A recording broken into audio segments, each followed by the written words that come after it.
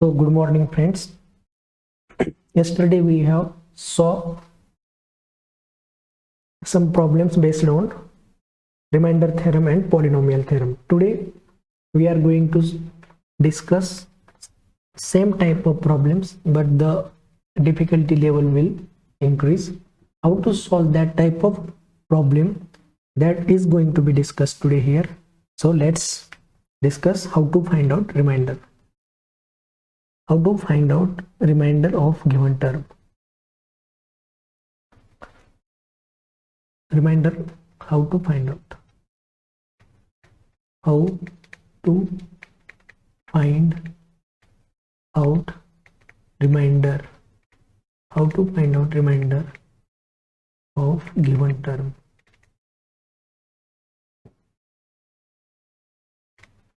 तो चलो प्रॉब्लम देखते हैं. 11^77 डिवाइडेड बाय 7.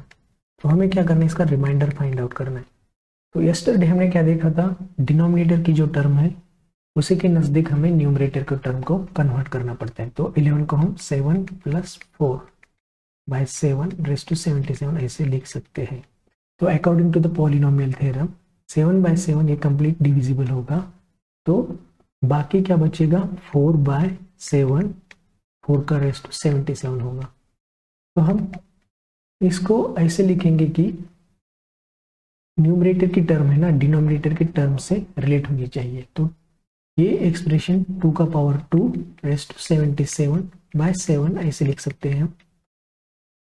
तो 2 कितना हो गया, 154 हो गया बाय 7. तो 2 154 है ना यहाँ पर. तो इसको हम कैसे लिखेंगे, 2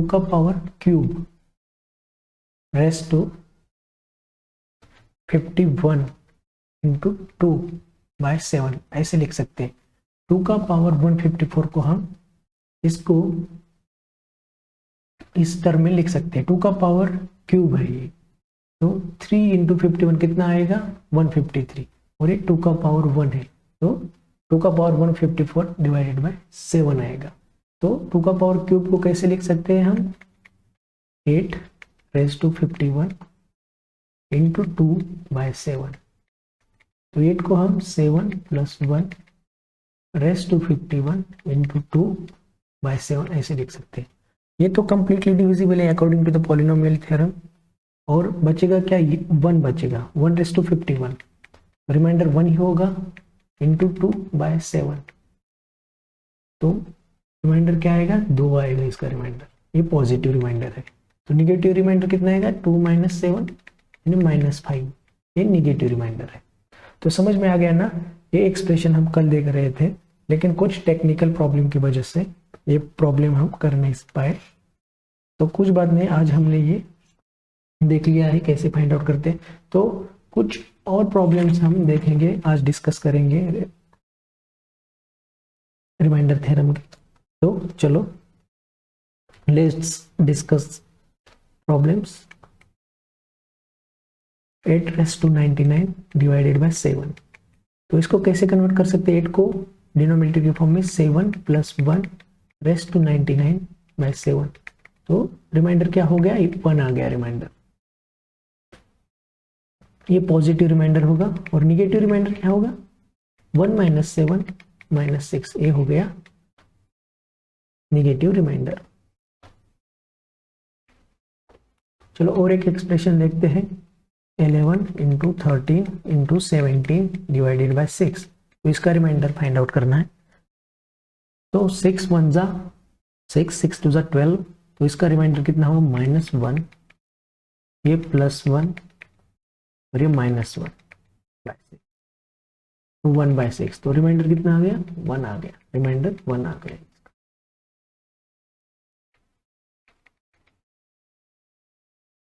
और कुछ प्रॉब्लम डिस्कस करेंगे.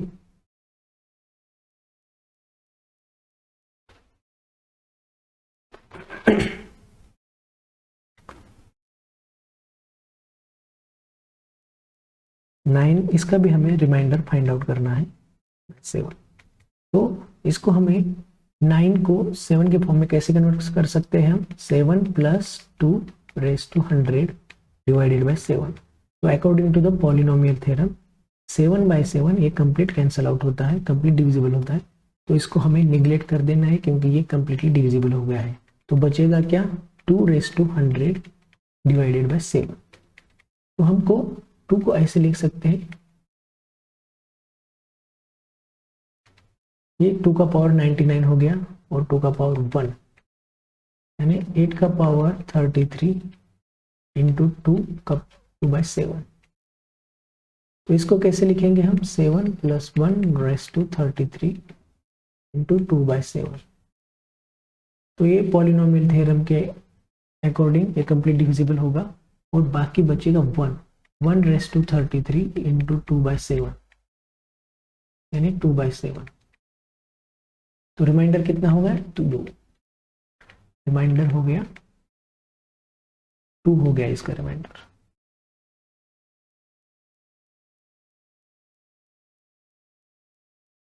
चलो नेक्स्ट प्रॉब्लम देखते हैं। 9⁻50 डिवाइडेड बाय 7। हमने ऊपर क्या देखा था, 9⁻100 देखा था, 9⁻50 है ये इस प्रॉब्लम में। इसको भी हम ऐसे कन्वर्ट करेंगे, 7 + 2⁻50 डिवाइडेड बाय 7। मैं उस तरीके के प्रॉब्लम क्यों ले रहा हूँ पता है कि आपको, क्योंकि इस टाइप के ही प्रॉब्लम एग्जाम में पूछे जाते हैं। तो आप जितना ज़्यादा प्रैक्टिस करोगे ना उतना आपको इजी जाएगा। तो ये कैंसल आउट होगा, ये जो टर्म है ना पूरी कैंसल आउट होगी। तो इसको 2⁻50 डिवाइडेड बाय 7 आएगा। इसको हम ऐसे लिख सकते हैं 2 का पावर क्यूब रेज़ टू 16। तो ये 40 हो गया, 2 का पावर 2/7 हो गया। ये 8⁻16 4/7। तो 8 को हम 7 + 1⁻16 इंटू 4/7 ऐसे लिख सकते हैं। तो इसका रिमाइंडर होगा 1 इंटू 4/7 4/7। रिमाइंडर हो गया 4। इसका इस एक्सप्रेशन का जो रिमाइंडर है वो 4 हो गया। चलो और कुछ प्रॉब्लम देखेंगे उसके ही रिलेटेड। ये जो प्रॉब्लम है ना मैं सिर्फ आपके प्रैक्टिस के लिए ले रहा हूँ, क्योंकि आपको ज़्यादा इलेबरेट हो और आप इससे ज़्यादा फ्रेंडली होगी ना तो आपको ये टॉपिक डिफिकल्ट नहीं लगेगा। तो find out remainder of following expression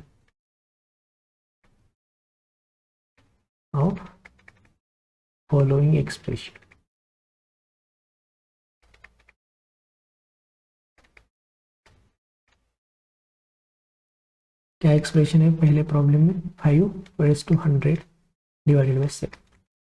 इसको हम कैसे कन्वर्ट करेंगे, तो इसको हम 7 - 2⁻100 डिवाइड बाय 7 ऐसे लिख सकते हैं। ये कैंसल आउट होगा, बचेगा 2⁻100/7। इसको हम ऐसे लिख सकते हैं 2 का power cube raise to 33/7 into 2 का पावर 1। तो ये हो गया -8⁻33 इंटू 2/7। इसको हम कैसे लिखेंगे, -7 + 1⁻33 इंटू 2/7। तो ये according to the polynomial theorem complete divisible है। तो बचेगा क्या, -1⁻33/7 इंटू 2। तो -1 का जो पावर है ना वो ऑड है, तो रिमाइंडर -1/7 इंटू 2 होगा। तो रिमाइंडर -2/7 होगा। इसका रिमाइंडर जो है ना निगेटिव आ गया, वो है -2। तो पॉजिटिव कैसे आएगा, -2 + 7 = 5। तो ये जो 5 है ना ये पॉजिटिव रिमाइंडर है, इसका ये पॉजिटिव रिमाइंडर है।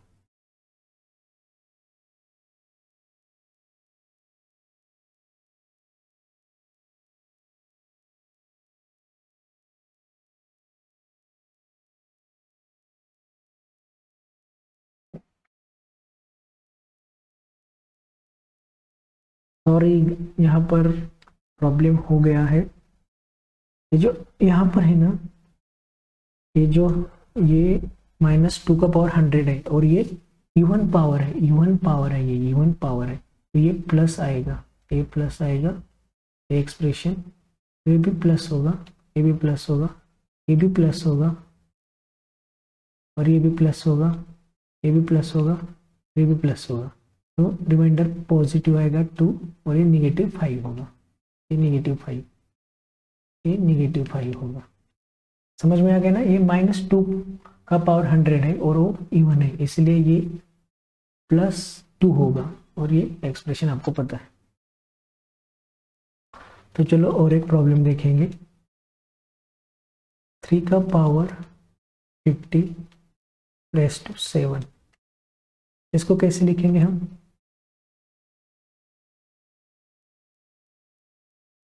3 का स्क्वायर ⁻25/7, 9⁻25/7। 9 को कैसे लिख सकते हैं? 7 + 2⁻25/7।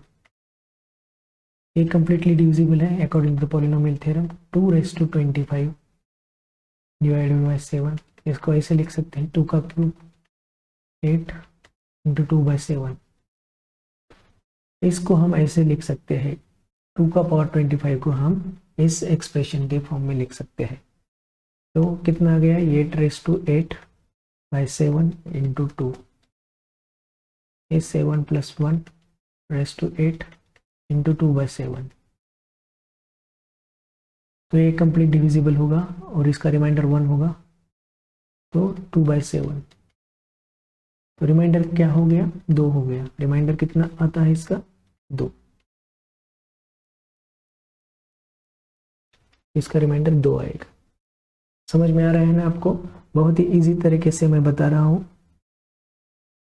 अगर आप रिमाइंडर थ्योरम मैंने जैसे पढ़ाया है उस तरीके से आप करेंगे तो मुझे लगता है कि आपको किसी भी प्रॉब्लम में दिक्कत नहीं आएगी।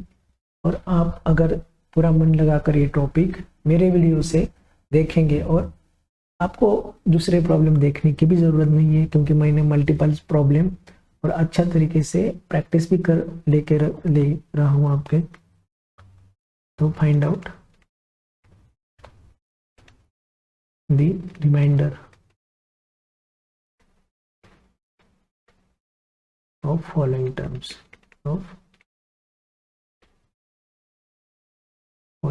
ये मैं क्वेश्चन क्यों लिख रहा हूँ? क्योंकि आपको पता चलना चाहिए कि क्या फाइंड आउट कर रहे हैं हम। तो क्या करेंगे अब हम ये जो लास्ट प्रॉब्लम देखेंगे, इसका क्या एक्सप्रेशन होगा?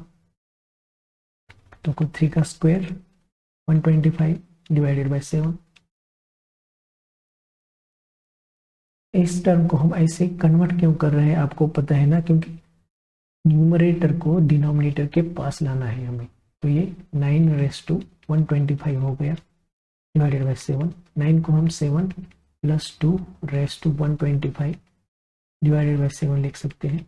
ये कंप्लीटली डिविजिबल है, और ये 2⁻125/7। तो 2 को हम 2 का क्यूब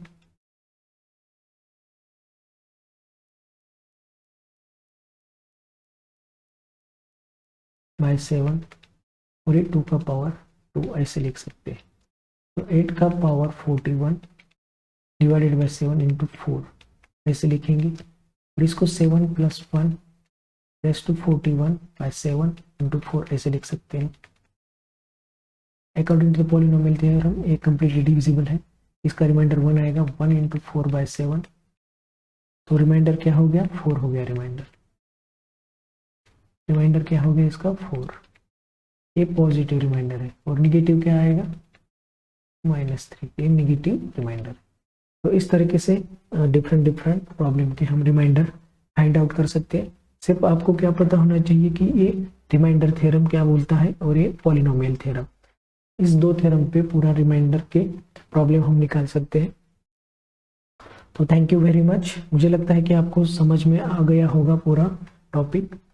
सिर्फ ये आपको 2 वीडियो देखना है, और 2 वीडियो में आपका रिमाइंडर थ्योरम परफेक्ट हो जाएगा, ये मैं आपको गारंटी देता हूँ। और कोई भी प्रॉब्लम इससे बेस्ट पूछेगा तो आपको ज़रूर आना चाहिए। Thank you very much. We are going to discuss some problems in the next session that is based on the numerical system, number system. So thank you very much.